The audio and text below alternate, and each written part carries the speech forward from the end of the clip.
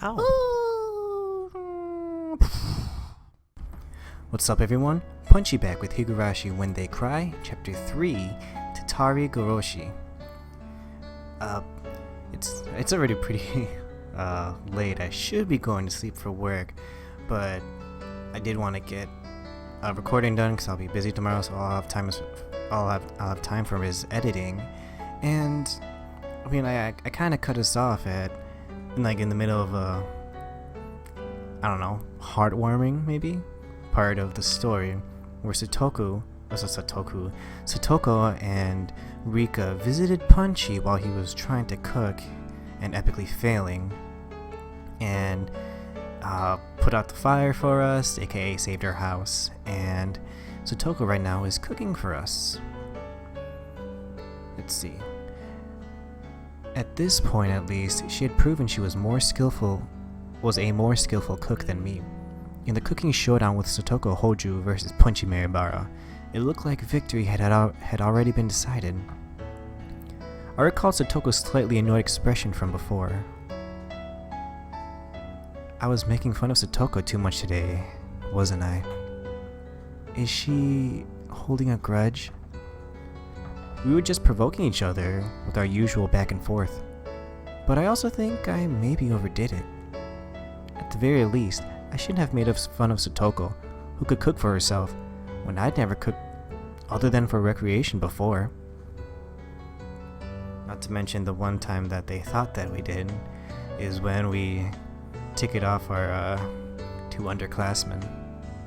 Satoko isn't holding very much of a grudge, but she came all the way to my house and pushed her way in.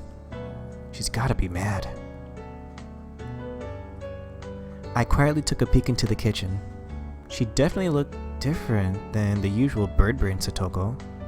Her eyes were sharp and her movements were brisk, to the point where it was a little scary. Then she must have noticed me because she turned around and shot me an annoyed glare. I cringed in fear and hastily pulled my head back out. She's mad. She's totally mad. How will she take revenge on me? That's just Satoko being serious because she doesn't want to fail. She isn't angry or anything. How could you say she isn't angry? I've never seen Satoko be this frightening. Punchy-san, I can hear that, you know. Sorry.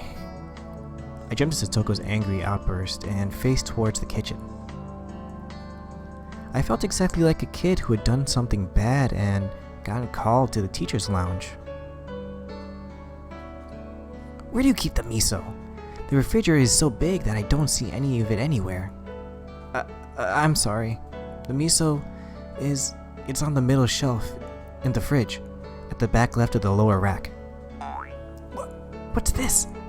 You need to close the miso package after you finish with it. It's getting the inside of the refrigerator dirty, isn't it? Yeah. I'm sorry. Before I can look for something to wipe it with, Satoko wiped it off with a wet dish towel.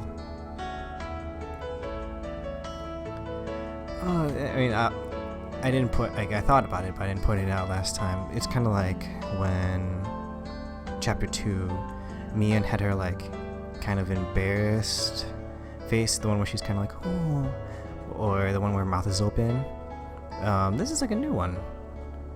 It has a more passive feel, but doesn't want to show it too well. I swear, how are men so bad at cleaning up after themselves? I shudder to think that you'll become an adult like this. I couldn't talk back to Satoko today. The only thing I could do was obediently lower my head and apologize. As Satoko nitpicked and I apologized, a good smell began to fill the kitchen. This is how you prepare the miso for the soup. You scoop a little out with the ladle and break it up with chopsticks. It's important to add a little at a time and keep tasting it. Dumping the entire thing into the pot is absolutely outrageous. Oh, I'm sorry. I never paid attention in home ec class. You're pathetic. I I swear. Men. I cowered at her annoyed-sounding muttering. But looking at her like this, she seemed quite good at cooking. It had just been overshadowed by Rena's and Rika-chan's artistic abilities. Satoko's skills were clearly enough to get passing marks. Hey, if you have time to zone out like that, then can you go set the table? Rika and I will be eating too, so set 3 places. On it. I hastily took 3 people's worth of dishes and such from the cabinets and headed to the dining room.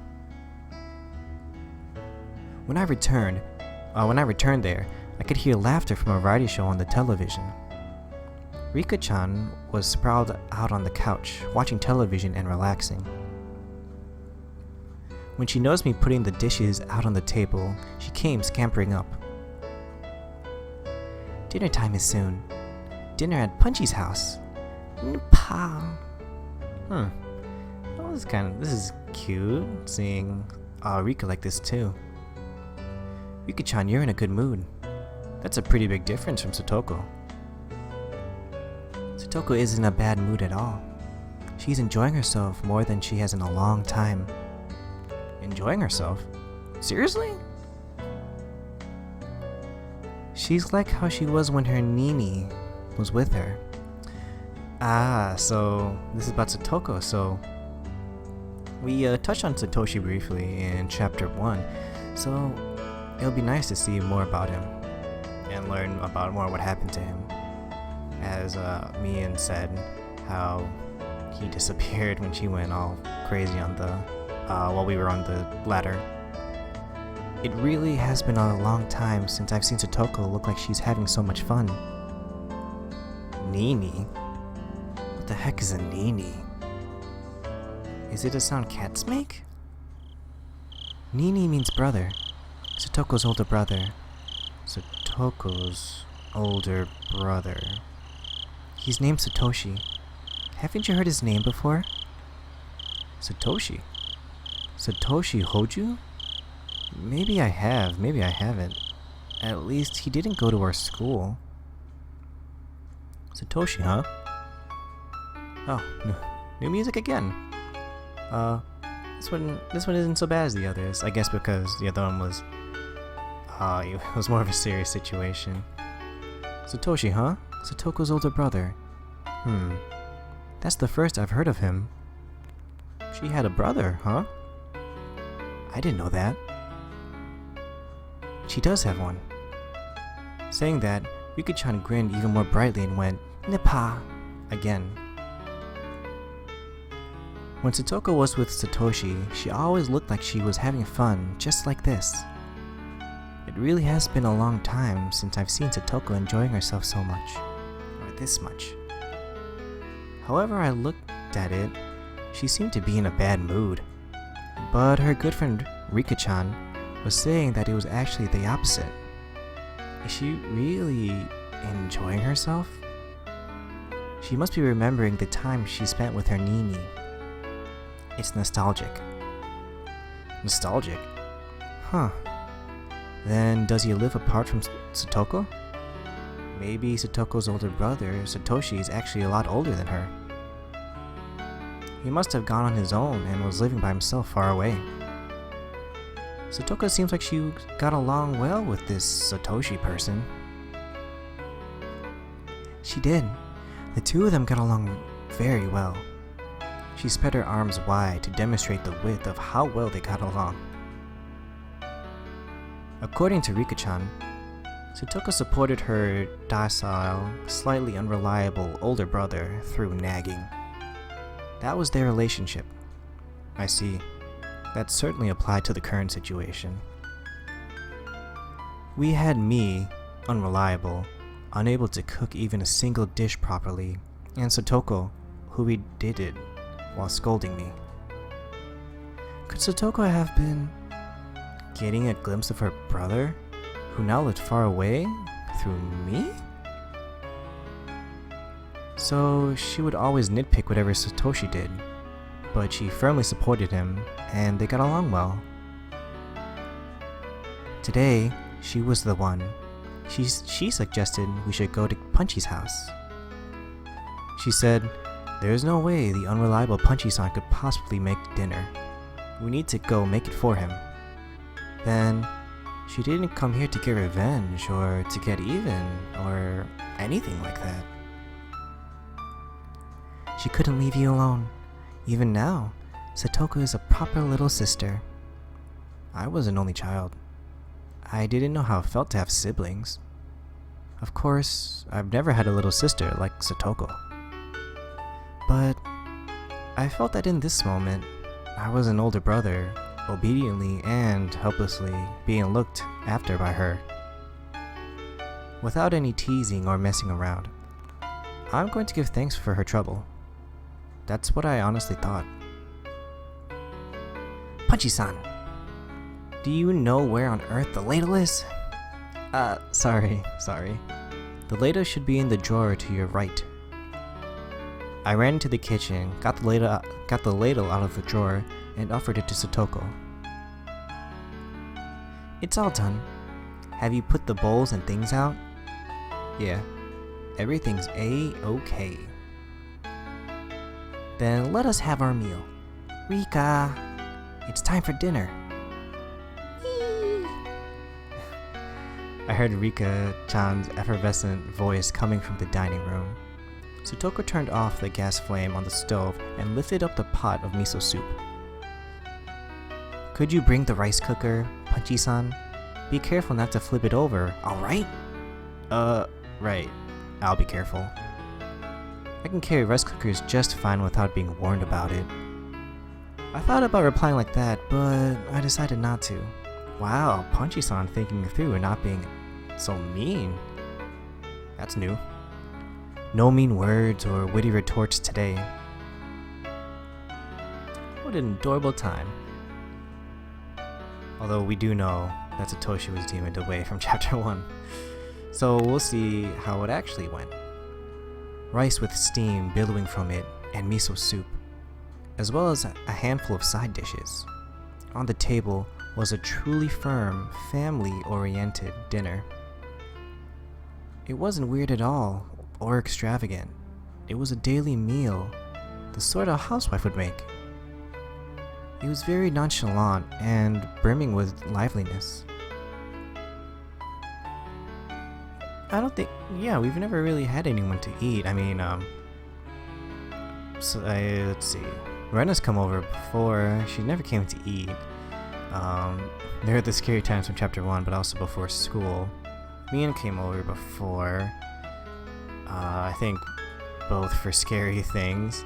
And Sheen came over one time to drop off or pick up something with food or dinner. I don't remember a bunch.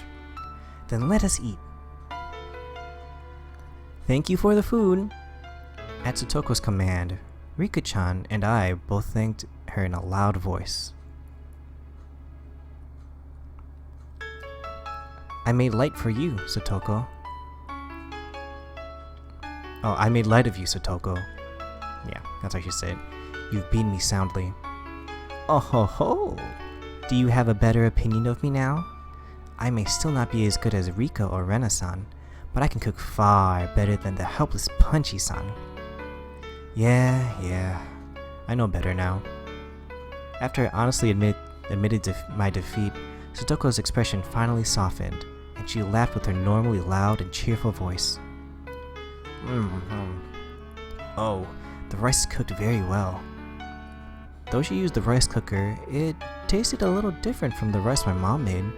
Maybe she used a different amount of water for it? Even so, I could tell Satoko's personality from the rice, which made it taste better than usual. The miso soup was a little on the thick side, but it was still delicious. The side dishes, while not exactly flashy, tasted great as well. It was also appetizing, and I couldn't stop eating.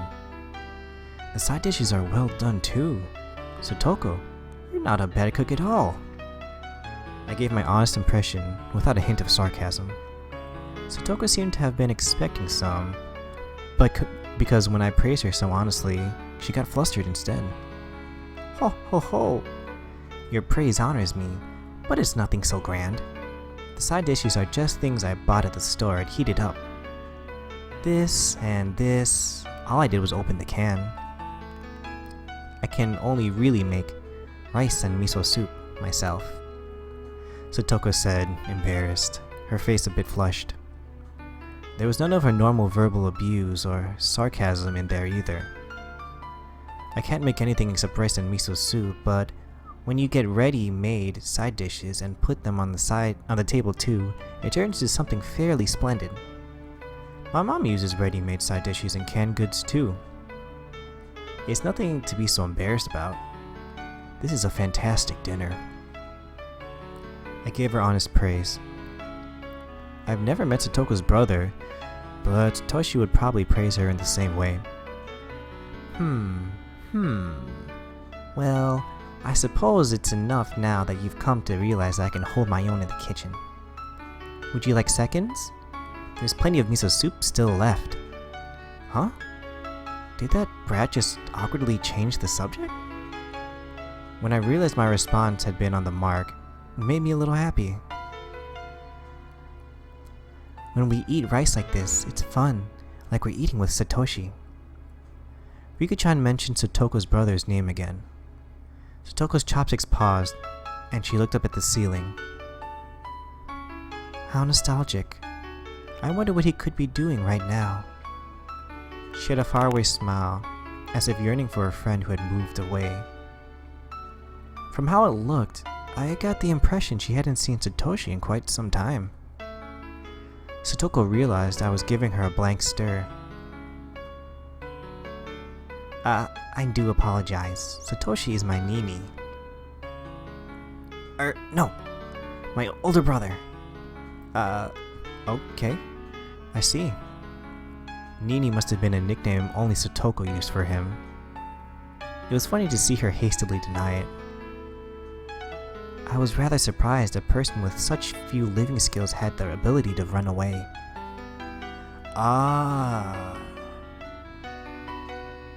So that's it, okay. Because all we knew from Chapter 1, if you haven't watched it, go watch it right now before you watch this. That he was, I thought that he was demoned away. Or that's what, I guess, what we assumed. Because he just disappeared, right? That's what people said, he disappeared, he took all his money and left. Well, I'm sure he'll pack up shop at some point and return out of the blue. So he ran away. There was another story to what Satoko had said so cheerfully. The reason for Satoshi not living with her was a little serious. Everyone had been talking about it in such an upbeat way, so I continued to talk about him. Should I not have broached the subject at all? I hastily took a look at Satoko's face after thinking that, but there was no traces of the gloomy expression I'd been worrying about. Well, he's not old enough to be dreaming of living on his own. Nii-Nee won't be able to do it for a long anyway. He has no endurance. Satoshi may not look it, but he's a very persevering person. He's a lot more persevering than you think. Rika, you always take Nii-Nee's side right away. You're a little too nice to him. Satoko is just too harsh on Nii-Nee. You should treat him more kindly when he comes back. Satoko and Rika-chan's views regarding Nii-Nee, aka Satoshi, were parallel to each other. But I could easily tell that both of them really liked him. They were so optimistic, too. Even though he had run away from them, it was like they were going to see him again next week. Satoko and Rika-chan both liked Satoshi even now, and waited for him, believing he would surely return. I've never met him, but I know for sure that this Satoshi person was a really good guy. I thought Satoko would be deeply hurt by her brother running away, but she had already overcome that. She was still being the energetic little sister, always full of vim and vigor, as if to say that her brother could come back anytime he liked. I thought that Satoko didn't think through anything, and just frolicked and played practical jokes every day, and that was it. But she was really... yeah. Hmm? Why are you petting my head? I roughly rubbed a hand through Satoko's hair. I misunderstood you, Satoko. I didn't know you were this level-headed. Satoko seemed to think I was making fun of her and tried to bat my hand away. But then she saw that there wasn't even a trace of malice on my face, and obediently granted me her head. Yep, Satoko's level-headed. She sure is. I've been level-headed from the start. I was just playing pranks on you because you always do it to me. There was her usual provocation, but I decided not to buy into it today. You're right. You were just doing it to go along with me. But you really were so level-headed. Good for you. Oh, seems like a weird thing to say. Is that actually a compliment?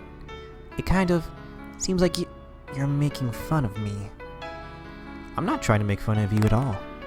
I'm seriously complimenting you. Because if I was making fun of you, Rika-chan would be petting your head too. That's right, isn't it? When Rika makes fun of people, she usually pets their head. Meep. These canned sardines are delicious. Rika-chan went Nipa, and her smile became even brighter.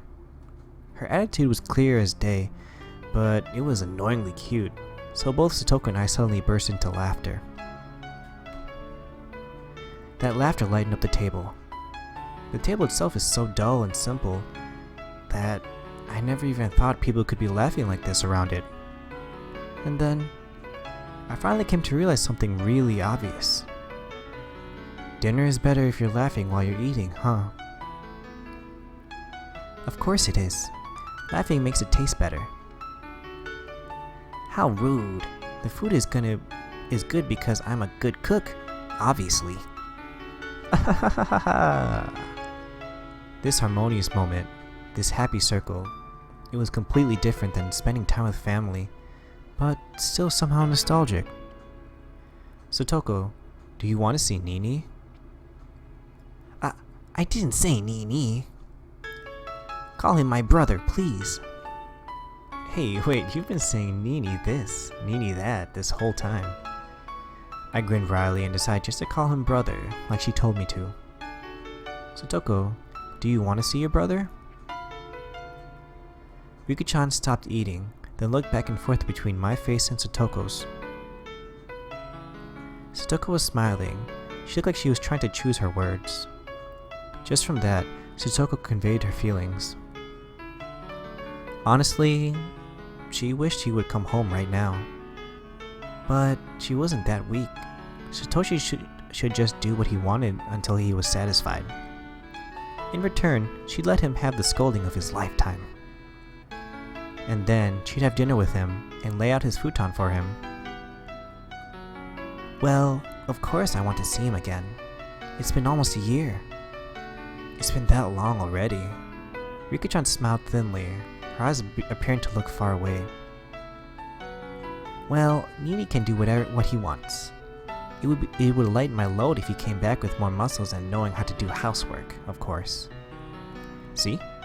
You said Nii-Nee again. You said it. I did not. I would never call Nii-Nee Nii-Nee. This is adorable. Holy.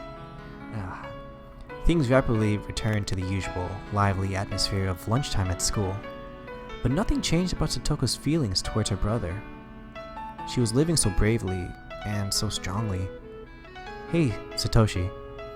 Your sister is trying so hard to watch the place while you're gone, isn't she? Give it a rest, and come back soon, got it?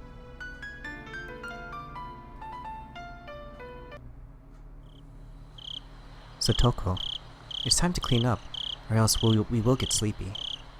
It was when we were all watching TV while enjoying some tea after dinner. Rika-chan let out a big yawn and then spoke. Satoko and I both looked at the clock and noticed how late it had gotten. No, perhaps we both realized it already. We just didn't want this warm moment to end. Honestly, neither do I. This is adorable. Maybe we didn't want to say anything. Oh, this will not do. I still haven't washed the dishes yet. Don't worry about it. I can do that much, at least. You made a great dinner, so I can't let you do the dishes too. Are you sure you'll be alright? When people who are not used to try and wash them, the soap can make the dishes slip out of their hands, you know? Jeez. She turned into a perfect nagging little sister. It was charming and awkward. Emotions like that were all mixed up inside me. I gave her a vague, dry smile. Punchy can at least wash dishes. If you break one and hurt yourself, I'll give you pettings at school tomorrow. Oh. Yuka-chan yawned again, so wide you could see her molars. Is it really alright? Punchy-san is pretty unreliable, despite how he looks. Give me a break. Looks like Punchy's approval ratings have plummeted in Satoko's mind. Don't worry. I'll clean those dishes up no problem. So don't worry about it and go home. Actually, at this hour, I can't let you two go home by yourselves. I'll take you there. Let me find the key for my bike. Once you've taken us home, Punchy-san will be the one going home by himself. You'll be in big trouble if you get lost on the roads at night and end up in Takatsudo. There's no houses or lights out there at all. I was trying to worry about them going home, but I didn't think they'd be worried about me getting lost. Am I really that unreliable? Well, yes. She really is being critical, but yeah. This feeling I have, it's not bad.